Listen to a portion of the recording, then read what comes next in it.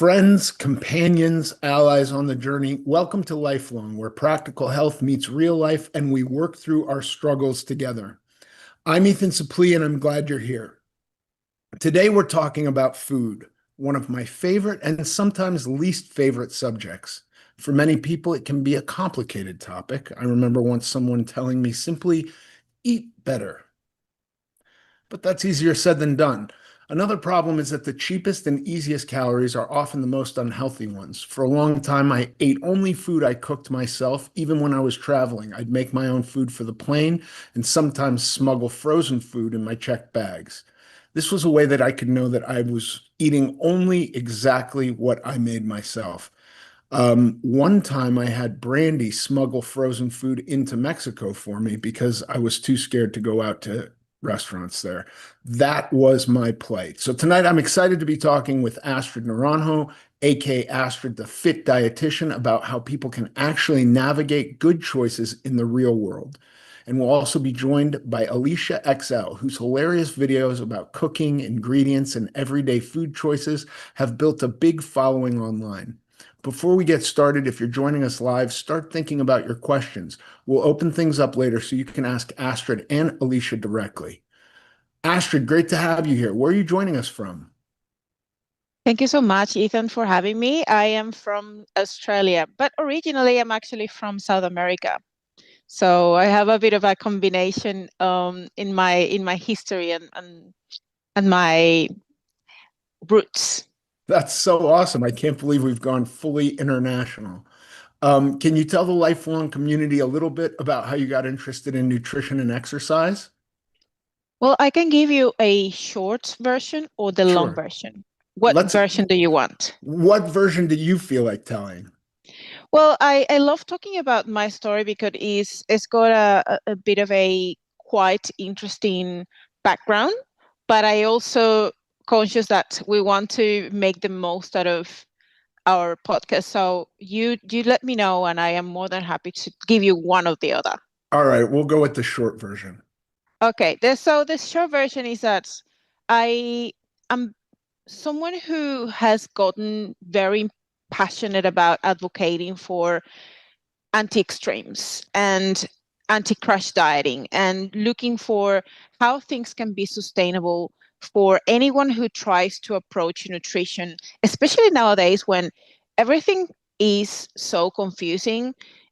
Nutrition nowadays is relatively easy, but it's very complicated when you actually go outside to the social media and try to understand what is the right diet to follow. And I probably wonder how a lot of people, when they want to start their journey to just eat better or become a better version of themselves, they just find themselves confused with all the information that is just so contrasting. Do one thing or do the other. Uh, Start eating keto. Oh no, keto is bad for you. But then just eat vegan. Or well, the vegan is too complicated. Is not very good. Just go carnivore. And so like you go to one side and the other. One thing could be very, very good and very healthy, but it also you can find it in other papers and other people that tell you it's actually pretty bad for you. Good things, good food, but food, like there is so much confusion. So at the end of the day, basically, I like helping those people, especially that relates to being perfectionists and all or nothing kind of mentality, to break that all or nothing cycle Yeah, as well, with food, with fitness, with everything that has to do with becoming a better version of themselves. So when I talk about this specific point, I get very passionate because you don't need to be all or nothing in order for you to move forward or make progress. And so I am someone who takes a step, an approach of all or something. If you okay. change that and make yourself being someone who approach lives with consistency, beating perfection, that shift changes everything. Yeah, I find that people every single person I talk to has some fixed idea on dieting. And even people that maybe haven't been on diets before, um, 90% of the time that my weight is commented on now, or any time in the past 20 years, really, after I dieted, if somebody was commenting, they would also add in, you must have stopped eating nightshades, or you must have cut out processed foods, or you did keto, right? And I just think it's amazing how many fixed ideas on diet there are out there. There was when the lectin craze swept Los Angeles, that was a big one that everybody who asked me what I did kind of followed it up by believing they knew that I had done something like quit eating lectins, which was super confusing. Um, but you talk a lot about food freedom. What does that mean, and how does somebody achieve that, especially if they're struggling with their diet? Food freedom is such a wide and broad word, and it can be just literally reduced and simplify as no longer thinking about food 24/7 and everything that has to do with fixing a problem with your body and with your diet.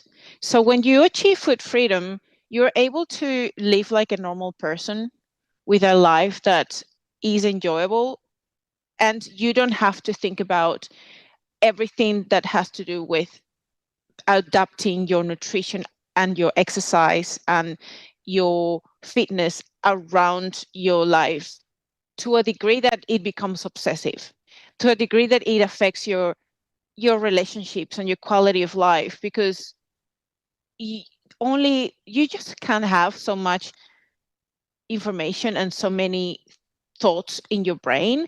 And when there is 80%, 90% of that just thinking about what am I going to eat today? I should eat salad, but maybe not that type of salad. Maybe I just switch to something lower calories. But how about if I add a little bit of protein? But how many grams of protein should I be eating today? But not so much that then I don't eat enough carbohydrates because I have to eat and to train later. But what about if I train after the 6 p.m. or maybe I train it earlier, or like so much noise. And so when we think about food freedom, is achieving a level of mastery, self-mastery with your skill, self-awareness, and intuition that allows you to get you to a place where you have you're never going to figure everything out, but you have the capacity to have that noise a lot more quieter, and you're able to make a lot more calmer and better decisions without just stressing so much about that minutia and those extremes. Because again, there are a lot of people that are perfectionist, and we are told that if we follow the rules and we follow the meal plan or stick to the diet exactly, that's the only way to make progress. Whereas the truth is, you don't need to be all or nothing or do everything perfect in order for you to make progress. As long as you can make a small 1%er progress every single day, and you show up for yourself every day, and you don't give up, even if sometimes that's what it feels because life gets in the way, that's where you make progress regardless. Yeah. If somebody is overwhelmed and feels like their whole diet needs fixing, what is the best first step, or what's the one thing you'd tell them to focus on first? The first thing I would say, analyze where you're at right now and look at what you currently do that can be the first next step to modify. So rather than trying to change everything all at once, just get to identify what do you currently do right now that are some easy fixes that with just a small shift can make a big improvement. So for example, if you already do, let's say 7,000 steps, and you tend to don't have much of a big fitness lifestyle, maybe just by adding 2,000 steps extra a day. The computer just freaked out and it stopped.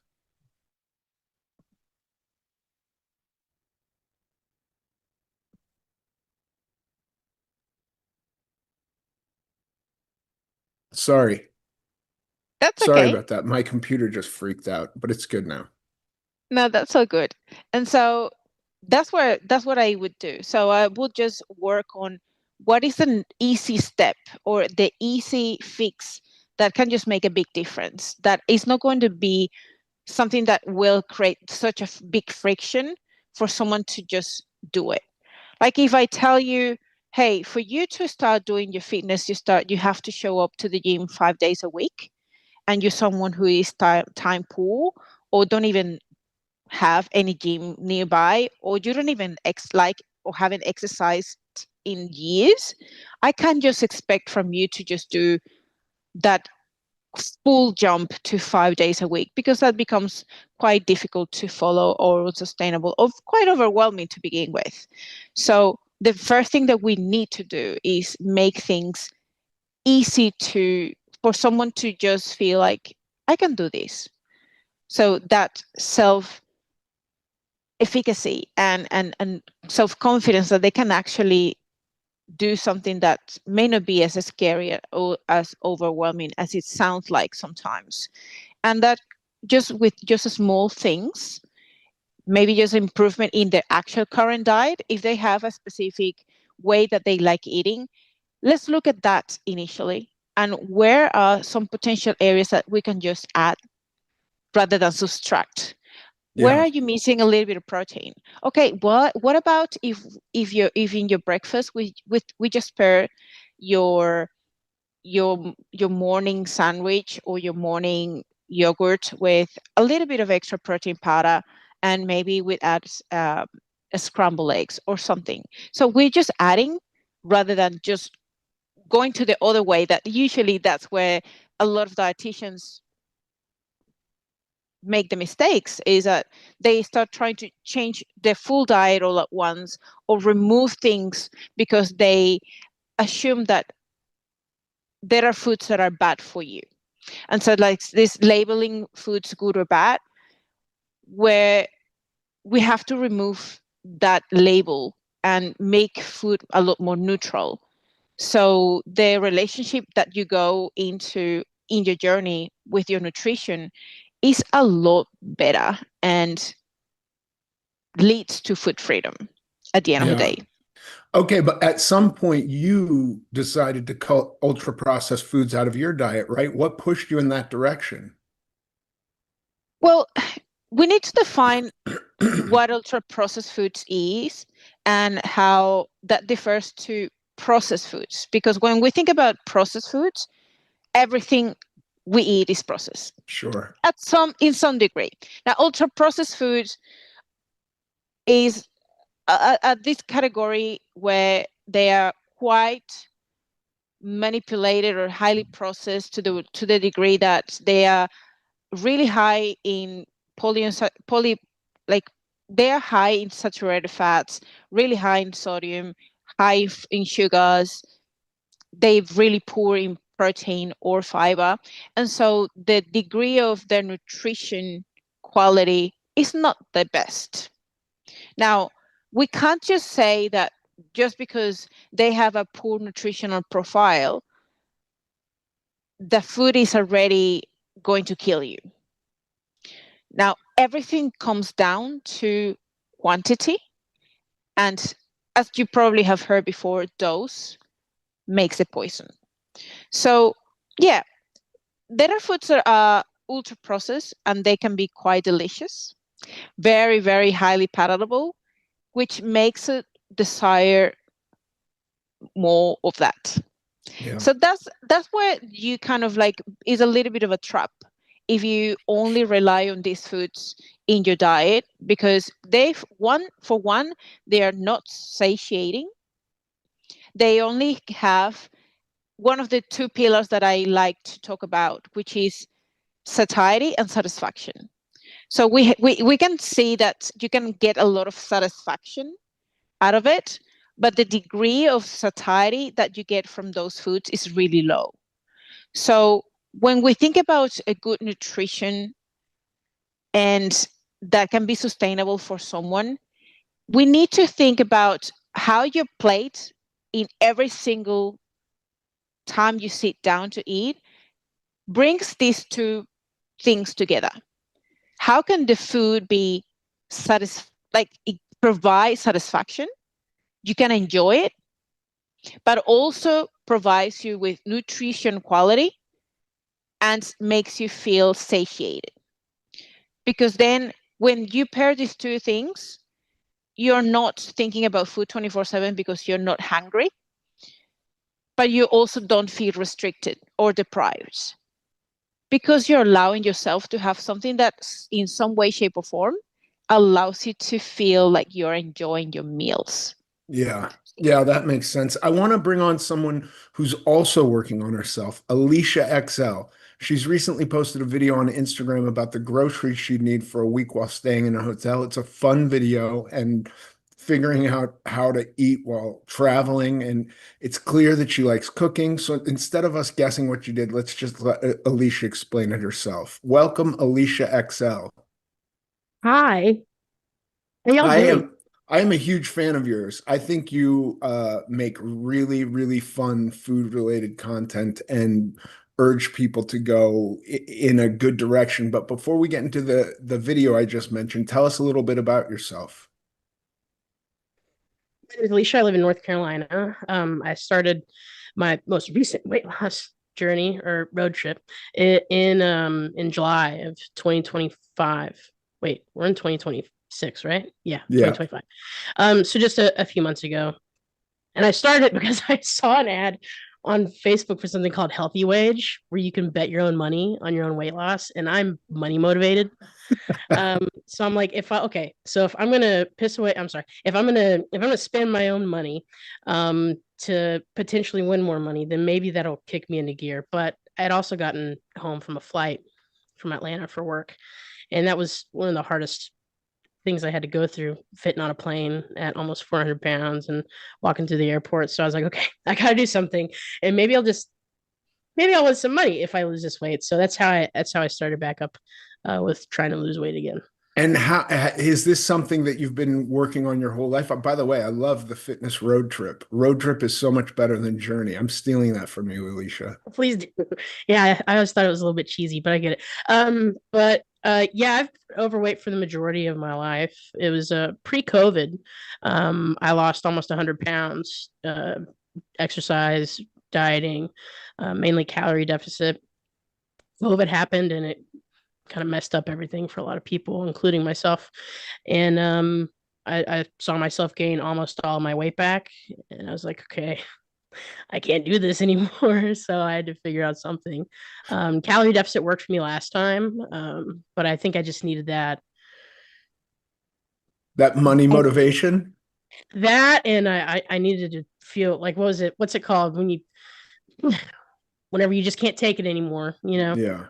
Rock bottom. That's it. Rock Uh, bottom. When uh, earlier prior to calorie deficit, did you fall into any of the fad diets? oh yeah, totally, totally. So much. I loved what Astrid was saying whenever she was talking about like food freedom, because there was the fad diet. Atkins was the first diet that I ever tried because people lost a lot of weight on Atkins, right? And it was, you can have this and you can have this, but everything else you can't have. And I'm like, I can do that. Meat and cheese and potatoes, why not? Or not potatoes, but meat and cheese, yeah, why not? But it's not sustainable. I'm not a picky eater. I like having an array of things, and I would lose weight, Yeah. and then I would gain it back when I want a little something sweet, because that cheat day turned into a week and in a month. And then I would just go right back to Atkins because I was like, okay, this worked, but maybe this time I won't mess it up and I'll stay on it. And I would lose the weight again. And it was just a never ending circle of getting back on it. And I also tried the slim fast diet. Yeah. I Slim did Fast. that before it was called Slim Fast. It was called OptiFast. I remember, that's crazy. Tell you should eat a shake for breakfast, a shake for lunch, and I'm like, okay, I can totally do this. And I did for like a week, and then that was it. So, I tried everything I could. Everything I could. I even tried being a vegan at one point. That it made me feel good, but again, it wasn't sustainable because bacon is a thing, and Right. I needed that in my life. So, but yeah, I've tried a lot of them, and calorie deficit is what has stuck with me because I learned what she said. I love your shirt, by the way. It was at all or something, not Yeah. all or nothing, because I hate that approach. That all or nothing approach. That's right, girl. Show it. The all or something approach, because like it's just not sustainable to make a million different changes to your life all at once. That's where people falter, and that's where I faltered for so long. And a calorie deficit lets me have literally anything that I want, as long as I'm smart about it and as long as I do it in moderation. There's some other things that I needed to change in between, and I still need to change, and I'm doing it bit by bit, like she was talking about, like 1% or 2% changes. Like you don't need to do everything all at once, because that's where you just really start to really just mess it up for yourself. Yeah, I also think a lot of these diets neglect the follow-up. Like what, okay, like you set a goal, I'm going to lose X amount of weight. You lose X amount of weight. Then what do? Then you're not on the diet anymore and you gain the weight back. So I think finding some approach that is workable for the rest of your life, because if we're not addressing it in some way, it, whatever got us there, and I see some people on Instagram who I'm more than sure put on up to 100 pounds just so that they could take pictures of themselves overweight and then show how to lose weight, and have absolutely no connection to, the struggles that I think people like you and I go through, Alicia, that I've been on diet since I was 5 years old. I was on Atkins as a little kid. And yeah, I'd lose a little weight, and then that was just not the way I was going to eat for the rest of my life. And so I'd then gain the weight back. And it's this vicious cycle because it produces weight loss quick. Like the first week, you see some weight loss on the scale. Um, but that doesn't get you through the rest of your life. Calorie counting for me makes sense simply because it's a way to get myself all the way to where I want to be. And then it's a way to live the rest of my life. I can live every day by tracking. And that's not to say that today I'd pull out Calorie King and I'm counting calories literally, but I worked on maintenance for many years and like understand what 8 ounces of chicken looks like without the skin, and what a serving of vegetables look like. I can eyeball a cup of rice, but it did take work to figure that out. And I just don't know that a lot of the fad diets take any of that into consideration. I don't think they do. And it takes consistency and repetition for that. Like I would love to get to a point one day where I can eyeball a cup of rice. But right now I don't trust myself, so I still have to Sure. use my tools and resources. But that is something that can be done with consistency, and consistency breeds results, and that's what I can get with a calorie deficit, because I'm not a restrictive eater. As soon as you tell me I can't do something, I want to do it. Just like telling someone don't press that red button. Now that's all you're thinking Right. about. Yeah. Now you want to push it. So if I tell myself I can't do something, it just makes me want to do it even more, especially with food. And And do you're you, right. no, go ahead. I was learning the behaviors of, because like you can't, even if you like Atkins or keto or whatever, that's not sustainable long term. People change, our habits change, our bodies change, our taste changes. So for me, speaking for myself, I need to have a variety of things, and that's sustainable for me because I know I can do that for the rest of my life if I need to. And at one point, I'll get to a place where I can be like, okay, now I'm just going to be working on my maintenance calories, and having an off day here or there will not be something that I sweat bullets about, because that's all I just get nervous about doing it now. So I want to track everything. And I'm like, okay, how much sodium is in this? And how many calories in that? Is there enough protein in here? Is this a good fat or is it bad fat? Like I'm just it's just like constant. So I'm getting better with being able to understand what I can and can't have. But there are still some things that I goof up, and calorie deficit so far works for me. I'm learning a lot, and I'm going to continue learning Yeah. more the more I do it. One of May I my add other, something? yes, please. I am just like listening to Alicia, and I am just listening to the majority of the clients that I work with, going through a path of just trying to become a better version of themselves and lose body fats and just being in a healthier place. And something that you brought up, Ethan, is the diet after the diet. Like people, they just go on a diet thinking, well, this is the only thing that I have to do in order to lose X amount of weight. And once I get there, I figure it out. Or like I just go back to what I used to do before. But the problem is that there shouldn't be a diet like in your mind. It's not about a diet. It's about shifting an identity of who you want to become Your and lifestyle change. who is the person who's going to show up every day at the level I want to achieve. Like if you want to lose 30 kilos, what is the 30-kilo version of me doing in order for that person to maintain that 30 kilos off without regaining it back? And it doesn't have to be a super extreme thing at all. Like you just need to start doing the things that you are going to be implementing during your fat loss phase to become part of who you are. Like you just go to the gym because it is part of your lifestyle now. You eat more protein because it's part of what you do eat every day. You have a good breakfast because that's something that you do every day. You prioritize pausing before reacting when you have an uncomfortable emotion that triggers you to binge eat. Rather than reacting, you stop, you pause, and you are becoming more self-aware of what triggers me, what makes me feel emotionally vulnerable to go and try to soothe myself with food. When we know that when food is not the problem, when hunger is not the problem, food is not going to be the solution.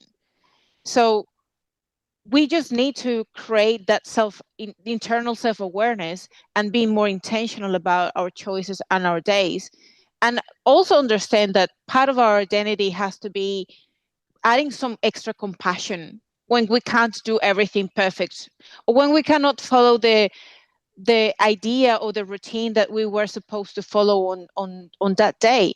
Because what I see a lot of the times is that we go on our day, and if we have someone, like if we are someone who plans everything and really like maybe Alicia is, she's on her calorie deficit, she's really trying to continue on her journey, but she gets invited to a party and then her plan is completely thrown out of the window.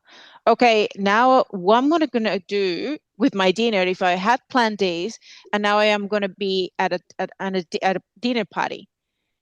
And now how am I going to feed my calories? And then the food noise comes back because now she's trying to figure things out, and you can see all the mental gymnastics we have to do in order to fit something in our calories so we don't go completely off rails. Or how do we plan our days when things are not going to be 100% perfect?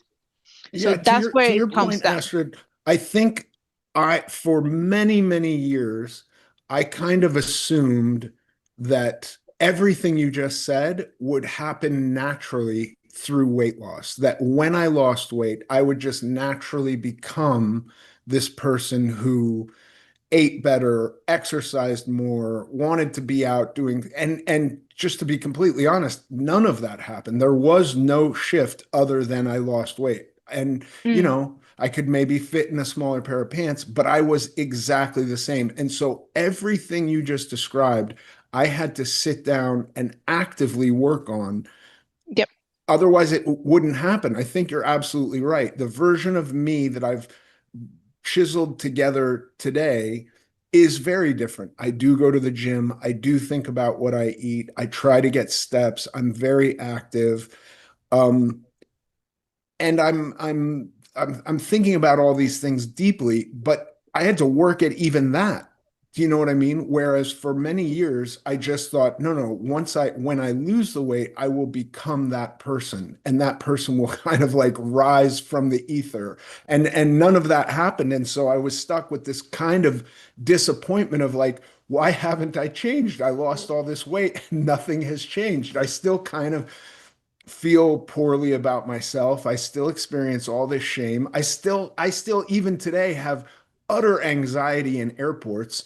I make my wife get there 2 hours early because I think it's going to take me so long to walk to the gate. I'm terrified about going on, that I'm not going to fit in the seat, that I'm going to be spilling over into my neighbor's seat. Like all of that still occurs, and none of it is objectively true anymore, but I still experience it. And I kind of have to talk myself through going to the airport, going to a hotel. I travel a lot too. I'm assuming because a lot of your videos, you travel a lot for work. Yes, Alicia? Yeah. Yeah, I So do. All of it. this is something I have to think about all the time. Like where's the nearest grocery store? Can I get there easily? Does my hotel have a refrigerator and a microwave or a little kitchenette? Like all of that plays a part. And then when I do decide to go out to eat nowadays, I look up the menu online and make every decision about that restaurant prior to showing up. Because if I show up and start smelling stuff and haven't thought through anything, I'm gonna make a bad decision. It's over. Yeah. Yeah. Yeah. I I- totally I- agree with that.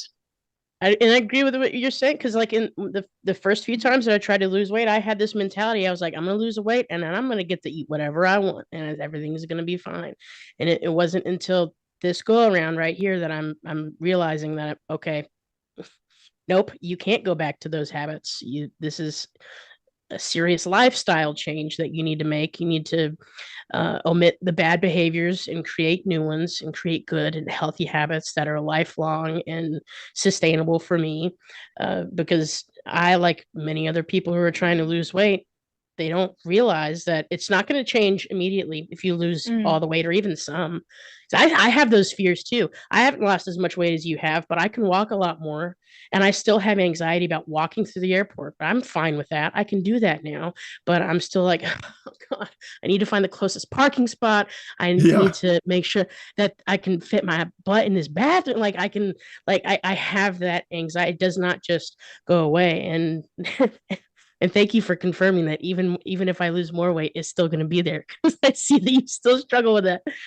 Dude, it's just something that from how, my decades of travel prior to losing weight, it's just inside of me. I can't, and I now am trying to talk myself through it a little bit. Like I'm gonna be fine. I'm gonna fit on the airport. Nobody's gonna, I'm not gonna be a burden to anybody. Like all of this, I can make it. If I have to run to my gate, I can do that. It's not gonna be the end of the world. Um, but yeah, it is bewildering every single time I have to fly that I'm still dealing with that. But I am. And so part of the other thing is like, to Astrid's point, like acceptance and giving myself a little grace. Like this is just what it is. And how am I going to deal with it that's going to be saner and more rational than, eating, which was something that comforted me before in airports. I could calm myself down by eating a bag of chips or grabbing a sandwich out of the thing, and I don't do that anymore. Yeah. No, I get that you don't have the same comforts now, and it would be easy for me at any point to fall back into those old habits. So saying no to things is hard, and I don't say no all the time. I wish that I could, but I have better habits than I did before. But it's so hard not to have that knee-jerk reaction of, let me just put something in my mouth real quick, make myself feel better, because that's Yeah. what it's always been. What are some of the things you found super helpful with travel for people that travel? Because this was something that always screwed me up when I was on a diet. I didn't want to go anywhere. I just wanted to be in my house, honestly, or like go to the grocery store and be in my house. And so when I would leave and have to go somewhere, it would stress me out so bad. So how do you navigate that? Well, if I have to fly somewhere, that's going to be different than if I'm driving. If I fly, I maybe have some coffee in the morning. I don't eat anything at the airport. I don't drink anything at the airport. I make sure I'm the last one to go to the bathroom before I get on that plane, because those bathroom stalls on the plane ain't good. I always try to get a window seat because I can scooch my ass up to it a little bit better. But I get a hotel specifically with a kitchenette, so I have a stove. Sometimes they have an oven. It needs to have a big fridge. I got one with a mini fridge one time, and that was a freaking disaster. God, it was so bad. But to do some grocery shopping as soon as I land. Don't even take my stuff to the hotel because I know as soon as I put my bags in there, take my shoes off for a second, I'm not leaving again. I got to get all of that done. And I have a little grocery list that I take with me, which is mainly just comprised of a lot of white meat, like chicken, or I'll get shrimp, or I'm trying to like fish lately, but that's It's really tough. Yeah. some vegetables, eggs. Got so many freaking eggs. But I just fill up my kitchenette wherever I'm going, whether I'm driving or not. Now, if I'm driving, I can leave whenever I want to. My GPS tells me whenever I'm going to get there. I can stop and use the bathroom as much as I want. But I really try to be mindful about what I put in my mouth before a flight because I don't want to get in that bathroom on that airplane. You probably won't be able to get me out of that thing. Yeah. But yeah, it's just trying to be prepared, get there a couple hours early. Even in smaller airports, check my bag. Now, if I'm driving, I take some of my seasonings with me because that makes things a little bit better. Let's see. I keep forgetting to get Tupperware to take with me for my lunches and stuff. So sometimes I have to pivot and order something, which is like a Chipotle bowl or some kind of chicken and rice thing, whatever I can find. I've got to look up the menu first and see what fits better. But usually the sodium is the worst part for me because I have lymphedema. So really trying to watch my sodium intake is a struggle when I don't prep accordingly. And that's something I could do a lot better with, especially for my lunches whenever I travel. It's just about being prepared. Yeah. Being Getting prepared is prepared the is so best. important. Yeah. Mm-hmm. Yeah. Do And you have meal prep. suggestions, Astrid? I agree with everything Alicia says. And on top of that, I'd say that even just taking non-perishable small snacks with you that you can have in your pocket 24/7 when you travel is going to be a lifesaver, especially if you don't really know for the first time when you're going to a place where if something is going to be relatively close by or open at the time you arrive. Sometimes flights get delayed. There are things that are happening and can get in the way of you getting on time to the place that you were planning to be. And so if something happens, then you're not freaking out because you are prepared. You have always something like a plan B. I always love to look for where am I going to stay? Is it has Can I book something that not just has a kitchenette and a place where I can cook my food and have a lot more control so I don't have to be going to restaurants or buying foods, but I can also like try to see where or how close a like a food store could be nearby. So I'm also have a supermarket next to me or close by, though I don't need to rely on transport or a taxi or an Uber to get there.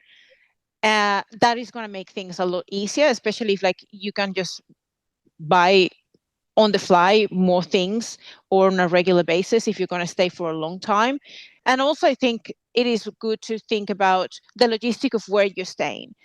Can you find a place that is also nearby to a gym? If you have a time that you can just squeeze in to go and exercise 2 times, 3 times a week, if that is something that is within your ability to squeeze in for when you're traveling. So you're not just thinking about your exercise and your nutrition, but you're also thinking about everything that is going to make your routine a lot more similar to what you would do at home if you were at home. How can you make things as much smoother as possible so it doesn't feel like there is such a big shift and change in the routine? Obviously, it's not going to be exactly the same because when you travel, just depending on what the purpose for the travel is, things can be a lot different the way you approach it. It's not the same like if you're going for a holiday and what the purpose for a holiday is versus if you're needing to go on trips because you're traveling and working at the same time. So the purpose is different. So that is going to dictate how you approach and how you organize your plans and the things that are going to be you're going to surround your days with. Yeah. I think that kind of preparation is incredibly necessary. And part of my fear of even talking about this stuff is like how daunting it is that I don't want to put people off. Like you'll never be able to go to a restaurant again without looking up the menu first. And I don't think that's true. I don't think that has to be true forever. But I do think that spending some real time um, creating these habits is a necessary component. Spending some real time on preparation, on food prep, on only eating food that you make or doing as damn near as good as you can on that. And then checking on restaurants, being diligent. My other problem with keto as a final state is that as the body loses weight, you need less energy. So you're not just going to innately start eating less. When you get smaller, if you don't reduce the amount that you're eating, you're going to stop losing weight at some point. So on keto, you could have a big plateau and be going, I'm doing everything perfect. I'm not eating carbohydrates at all, and I've stopped losing weight. So like for me, from my heaviest to where I got to, I had to lose 300 pounds. I've lost 300 pounds. I was never going to do that just by cutting out carbohydrates and not ever intentionally reducing my food. Do you know what I mean? Like, does that make sense? And so just cutting one thing out and thinking, well, I won't eat as much. I'll always be eating in a deficit naturally. That never worked. And putting myself in a deficit intentionally worked. And learning all these things about maintenance, how to stay in a state of energy balance once I've lost the weight. And that's real work too. All that stuff requires some thought for me. It doesn't have to for everyone, I suppose. I suppose there is somebody that loses their weight and just, boom, they're a new person. But I don't think that's the average, because we see how hard it is for people.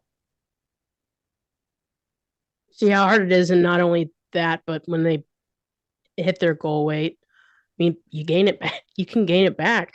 You can gain it back by eating. Like some people will get weight loss surgery and think, "Well, I'm going to be skinny forever." Nah, man, you can stretch that. You can stretch that back out. Yeah. You can do that. You can gain weight on a GLP-1. You can gain weight by eating more, by not eating carbs but eating everything else. Like it's calories in and calories out. Like what you put in your body doesn't just magically disappear because you're avoiding one nutrient. Yeah.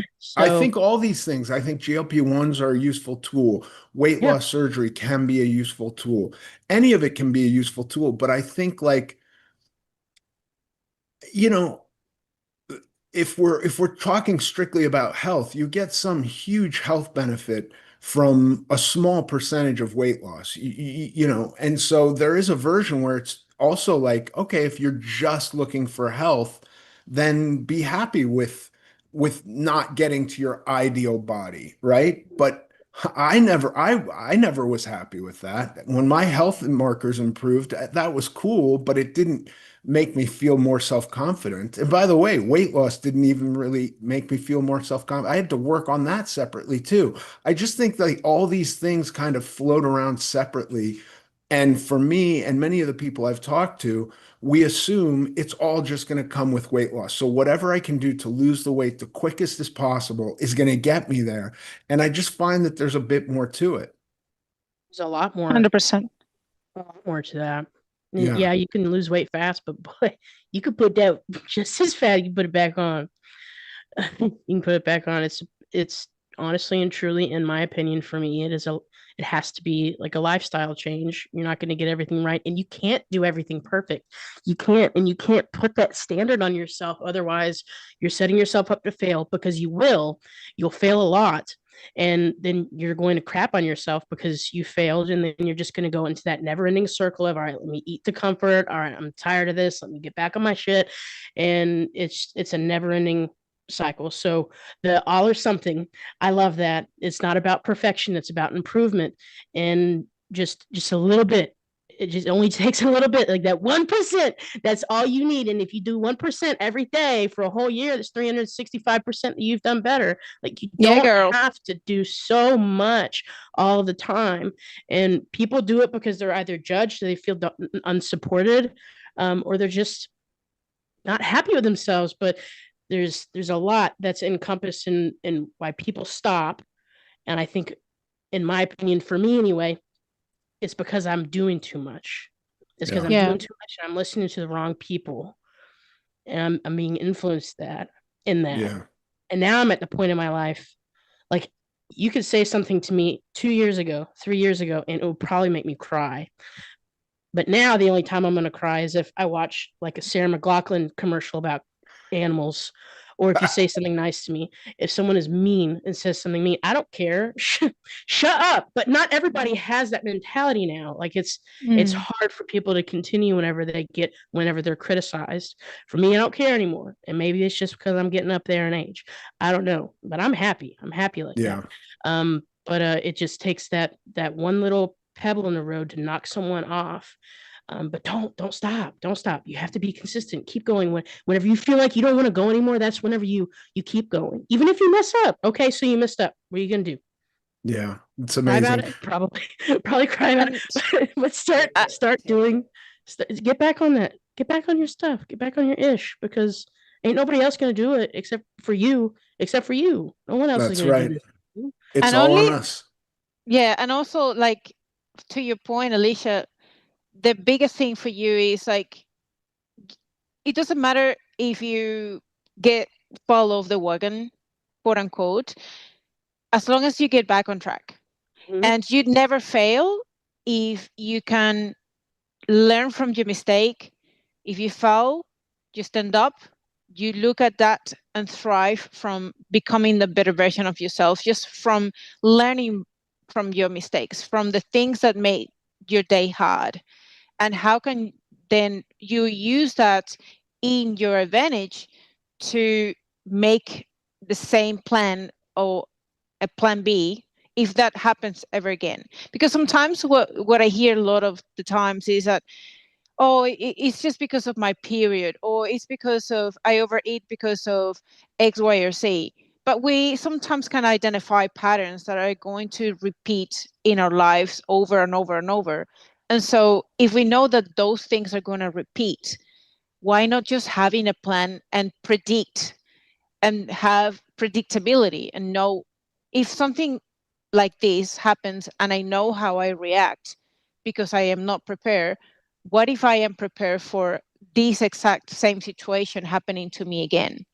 And so you become better at navigating hard situations, because now you can have a lot better preparation and predict how you may feel with these kind of situations. And to the point of, for you, Ethan, that you were saying, being able to maintain something, and like any tool can work. Yes, any diet can work, any weight loss surgery, GLP-1s. But if we don't shift our habits, behaviors, mindset, and identity, and our relationship with ourselves, the way we respond to certain things, or how we work in certain environments, then nothing is going to work. You can have the best supplements, the best diet, the perfect training program, but if your mindset is not shifted, there is not an important shift in your habits, behaviors, and your relationship with yourself, nothing is going to last long. So I like talking about this trifecta. We need this perfect trifecta: nutrition, training, and mindset. If those three things are aligned, you will find that you will become a the version that you're trying to become is going to last forever.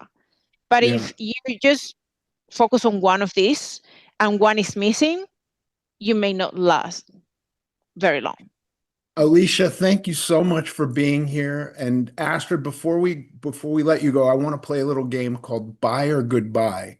We'll name some foods you see in the grocery store, and you let us know if you would buy it or say goodbye to it, okay? Avocado oil.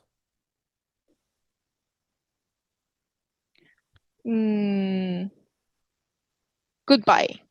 Okay. Potato chips. Goodbye. Chickpea pasta. Maybe I buy it in the Okay. middle. All right. Frozen protein waffles. I'm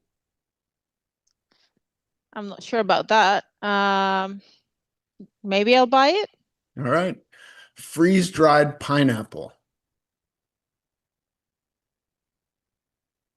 Maybe I'll buy it. All right. Air-popped popcorn. Buy it.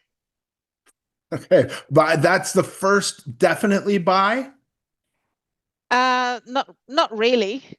That is probably something that I wouldn't eat on a regular basis, but if we talk about general, could be okay. Okay. Corn chips. I'll leave it. Leave it. What if they're organic? Same. Organic doesn't mean shit. What about Cheerios? Ooh, I love cereal, but it's not very filling, and I can eat a full box in one go. So I probably wouldn't buy it that often, but I could buy it. Okay, let me ask you the question. What does a normal grocery haul look like for you? Lots of protein, like animal sources, veggies. You will see, like, I can buy a lot of vegetables. My breakfast usually looks like a stir fry with chicken or beef or egg whites. I love bread. So that bread could be one thing that you would always get me buying. Cottage cheese. I love potatoes in any way, shape, or form. So I love that as well. I love sushi, sashimis. I love anything to do with like more like Japanese style type of meal preparation. Cereal. I love cereal. There are just things that I love eating, but I just don't buy it as much just because I have a full whole black hole in my stomach. So I can eat for 3 hours and I never full. Yeah. So if I just listen to my black hole, I can eat for forever, and I could just easily put on 5-7 kilos every month if I just listen to my black hole. So I just need to be smart about it. Amazing. Me too. Astrid, thank you so much. Before you go, remind everyone where they can find you on social media. I am in Instagram Astrid.the Dietitian, and I'm also have a separate account which is AstridNar.apd, which stands for Accredited Practicing Dietitian. Awesome. You were a great guest. Thank you so much. All right, Trace, let's get into the lifelong mailbag. These come straight from the lifelong communities, and I have to admit some of these questions sound suspiciously like problems I've had myself. A lot of these resonated with me because I've done just about every diet there is. Trace, will you hit us with some questions? I will. Whoops. I turned myself on and off. I will hit you with some questions. What do you look for in a diet, and how long do you think about it before executing the diet? Now, you just told us about how you look at the restaurant menu for a long time before you go, maybe order. Yeah. So in a diet, do you do the same thing? Do you factor in all the possibilities? Well, my diet for the past almost 10 years has been the same. It's just about a 25% reduction in what I eat. And this has only been since 2019 for a photo shoot and then twice for a movie. And so I try to think about getting enough time on the diet. So I want a few months in order to lose whatever weight I want to lose for the picture or those two movies.